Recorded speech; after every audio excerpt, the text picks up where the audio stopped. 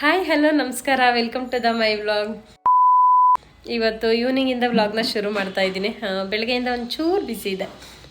Almost ಒಂದು 10 ಡೇಸಿಂದ mini ವ್ಲಾಗ್ನ upload ಮಾಡೋದಕ್ಕಾಗ್ತಾ ಇರಲಿಲ್ಲ. ಯಾಕಂದರೆ ಒಂದು 5 ಮಿನಿಟ್ಸೋ 10 ಮಿನಿಟ್ಸೋ ವೀಡಿಯೋನ ಎಡಿಟ್ ಮಾಡಿ ಅಪ್ಲೋಡ್ ಮಾಡೋದು ತುಂಬಾ ಟೈಮ್ ತೊಗೊಳುತ್ತೆ. ಲಾಂಗ್ ವೀಡಿಯೋ ಅಪ್ಲೋಡ್ ಮಾಡ್ತಾಯಿದ್ದೆ, ಮಿನಿ ವ್ಲಾಗ್ ಹಾಕೋಣ ಅಂದ್ಕೊಂಡು ಒಂದು 10 ಡೇಸಿಂದ ಅಪ್ಲೋಡೇ ಮಾಡೋದಕ್ಕಾಗಿರಲಿಲ್ಲ. ಹಾಗಾಗಿ ಒಂದು ವೀಡಿಯೋನ ಎಡಿಟ್ ಮಾಡಿ ಮಿನಿ ವ್ಲಾಗ್ನ ಅಪ್ಲೋಡ್ ಮಾಡಿ ಈಗ ವ್ಲಾಗ್ನ ಶುರು ಮಾಡ್ತಾ ಇದ್ದೀನಿ. Congratulation brother, congratulation. ಇವತ್ತಿನ ವ್ಲಾಗಲ್ಲಿ ಸ್ಪೆಷಲ್ ಏನಂತ ಹೇಳಿದ್ರೆ, ಎಲ್ರಿಗೂ ಇಷ್ಟ ಆಗುವಂಥ ಒಂದು ಸ್ನ್ಯಾಕ್ ರೆಸಿಪಿನ ನಿಮ್ಮ ಹತ್ರ ಶೇರ್ ಮಾಡ್ಕೊಳ್ತಾ ಇದ್ದೀನಿ. ಅದೇನಪ್ಪ ಅಂತ ಹೇಳಿದ್ರೆ ಚುರುಮಿರಿ ರೆಸಿಪಿ. ಯಾವ ಕಾರಣನ ಇದು? ಅದರಲ್ಲಿ ಇದು ಮ್ಯಾಂಗೋ ಸೀಸನ್ ಆಗಿರೋದ್ರಿಂದ ಮ್ಯಾಂಗೋನ ಯೂಸ್ ಮಾಡಿಕೊಂಡು ಒಂದು ಚುರುಮಿರಿನ ಮಾಡ್ತಾ ಇದ್ದೀನಿ.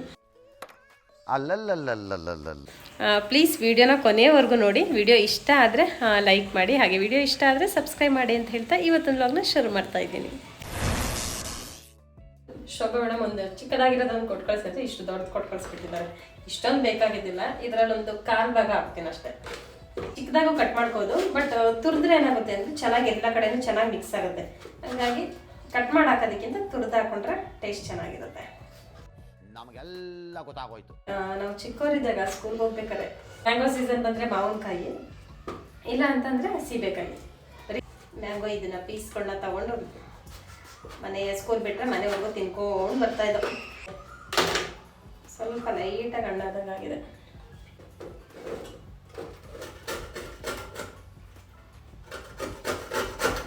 ಚುರುಮುರಿ ಮಾಡೋದಕ್ಕೆ ಏನೆಲ್ಲ ಪದಾರ್ಥ ಬೇಕು ಅಂತೇಳಿ ಫಸ್ಟ್ ತೋರಿಸ್ಬಿಡ್ತೀನಿ.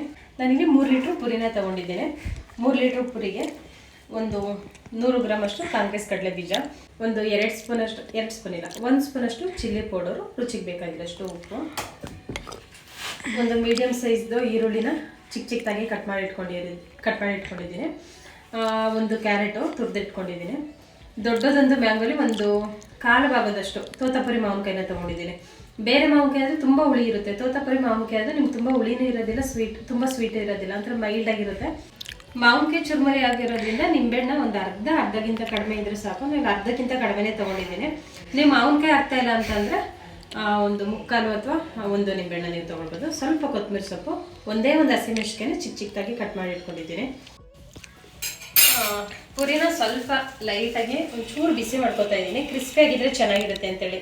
ಯಾಕಂದರೆ ಈ ಎಲ್ಲ ಐಟಮ್ ಹಾಕಿದಾಗ ಬೇಗ ಸಾಫ್ಟ್ ಆಗಿಬಿಡುತ್ತೆ. ಹಾಗಾಗಿ ಒಂಚೂರು ಬಿಸಿ ಮಾಡ್ಕೊಳ್ತಾ ಇದ್ದೀನಿ.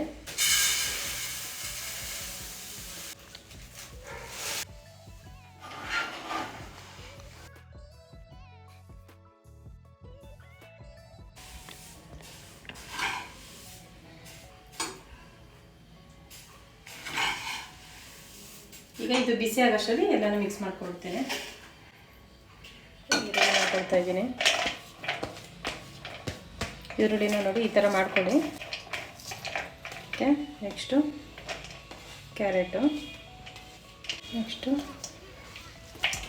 ಮಾವಿನಕಾಯಿ, ಟೊಮೊಟೊ,